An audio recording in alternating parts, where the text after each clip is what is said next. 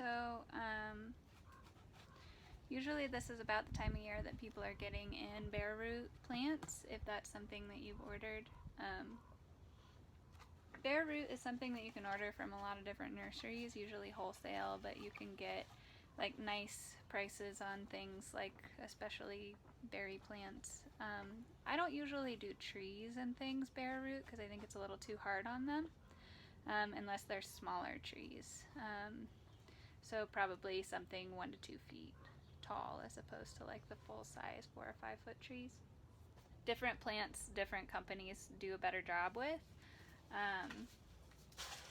And it's always a good idea to try and get like some reviews, but usually they'll like, if they show up and they're not nice plants, or with bare root you want them to be dormant. If they show up and they're not dormant, usually you can call them up and let them know that something happened, and they'll go ahead and replace your plants for you, or refund you if you want.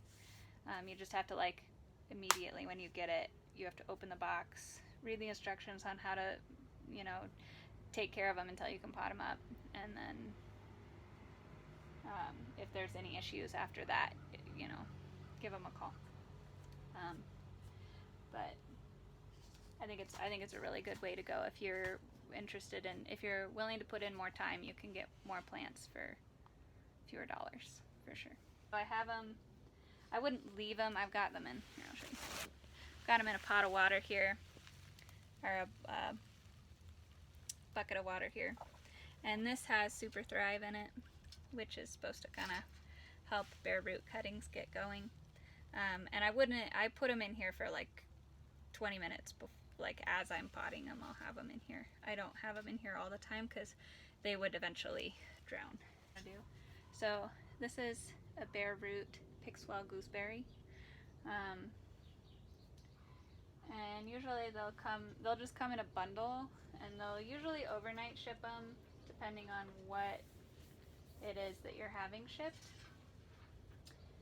And then you need to keep them cool, and you need to keep them moist but not wet for the most part. Usually they'll come with instructions. Some things you need to leave dry until you're putting them in the ground, but you don't want them to get like bone dry, and you want to make sure that they stay nice and cool.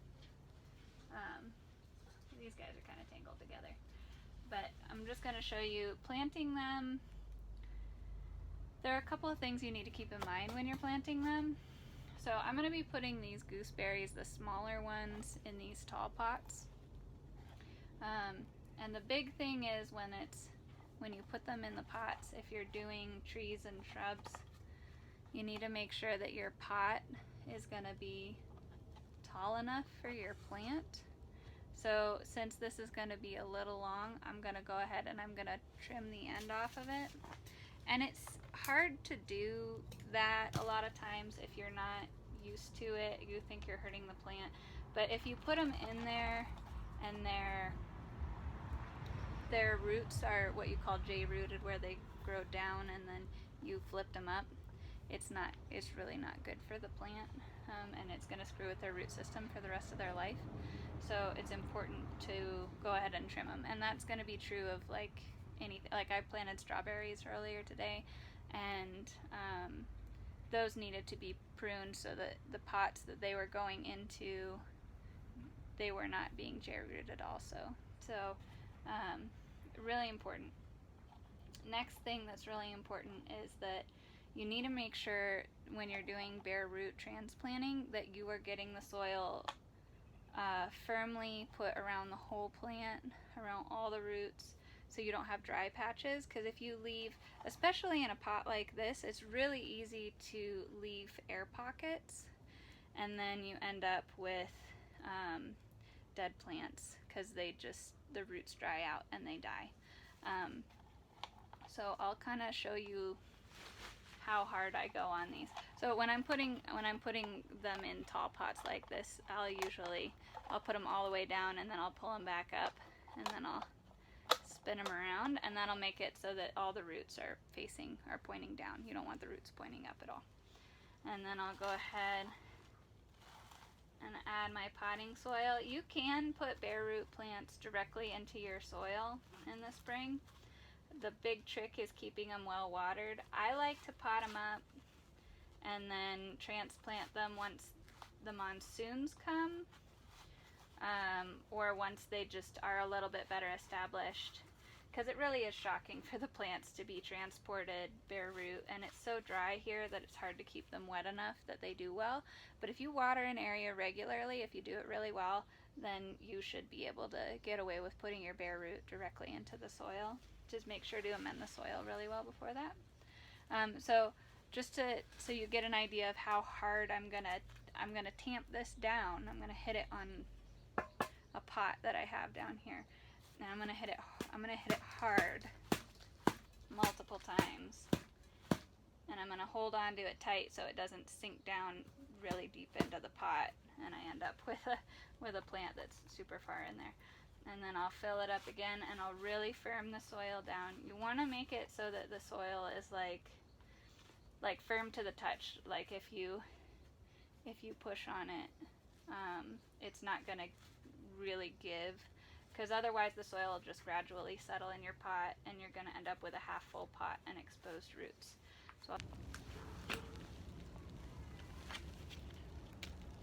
Okay, so again, I have some of these pixwells that are too big, or their root crowns are too wide, so to put in the narrow pots, which usually you get kind of a mix of sizes.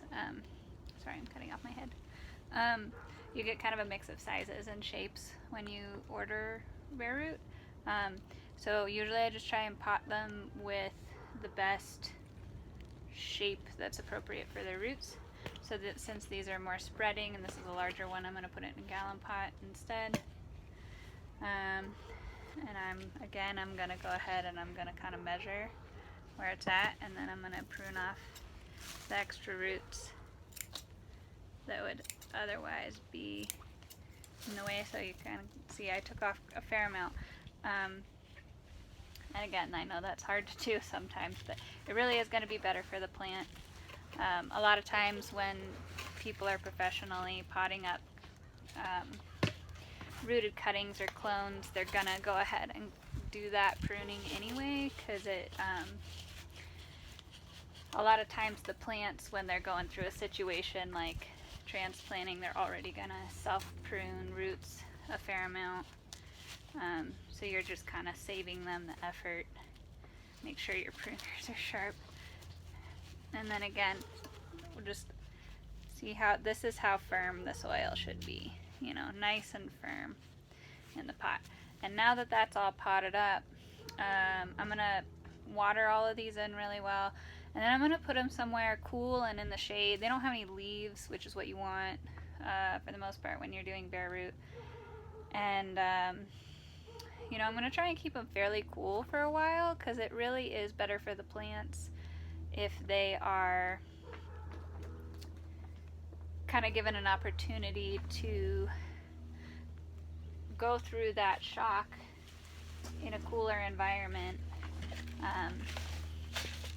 And then once they start to really grow, they'll start getting their roots going, and then once they really start to grow, I'll move them somewhere that's a little bit warmer. And that seems to be a pretty effective way of doing it. So far I've had, with bare root cuttings, probably, I want to say between 90 and 95% survival rate. So that's what you're shooting for with them. And it's totally possible, as long as you start out with the right plants that'll work here, zone 5, zone 6, depending on where you are in town, zone 4 if you're out of town. And as long as you take care of them, water them enough, give them some love, you'll have tons and tons of happy bare root plants.